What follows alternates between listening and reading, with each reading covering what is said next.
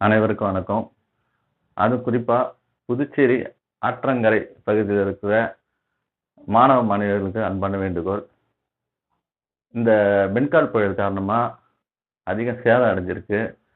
அதுவும் இந்த வீடூர் அணை திறப்பால ஆற்றங்கரை பகுதியில இருக்கிற நோனாங்குப்பம், பூர்ணம் இந்த மாரி ஆற்றங்கரையில இருக்கிற பகுதியில இருக்கிற வீடுகள்லாம் முழுமையா மூழ்கி சேதம் அடைஞ்சிருச்சு. அது அதிரடியா தண்ணி திறப்பால யாராலயுமே எதுவுமே உடைமைகள்லாம் எடுத்துன்னு வர முடியல.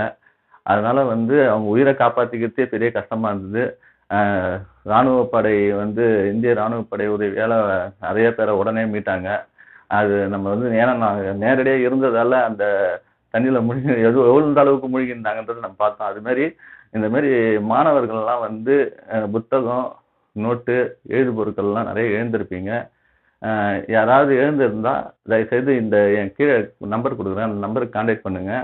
அ என்னாலயோ, இல்ல என் நண்பர் மூலியமாவோ, அல்லது படித்த மாணவர்கள் மூலியமாவோ உங்களுக்கு தேவையான புத்தகங்களை வாங்கித் தர முயற்சி செய்கிறேன்.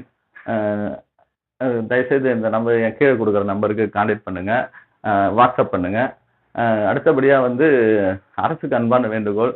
இந்த அதிரடி வெள்ளத்தால பல வீடுகள் முழுமையா மூழ்கிட்டு, அதனால நெறைய பொருட்கள மக்கள் இழந்துட்டாங்க. குறிப்பா ஆற்றங்கரை ஓர பகுதியில இருக்கிறவங்க, கால்நடைகள்லாம் நெறைய இழந்துக்கிறாங்க. அத விட அவங்க முக்கியமான பத்திரங்கள், அ ரேஷன் கார்டு, ஓட்டர் ஐடி, முக்கிய ஆவணங்கள்லாம் இழந்திருக்கிறாங்க. அவங்களுக்கு அத விரைவா புதுப்பிச்சு தரணும்னு அன்போடு கேட்டுக்கொள்கிறேன். நன்றி, வணக்கம்.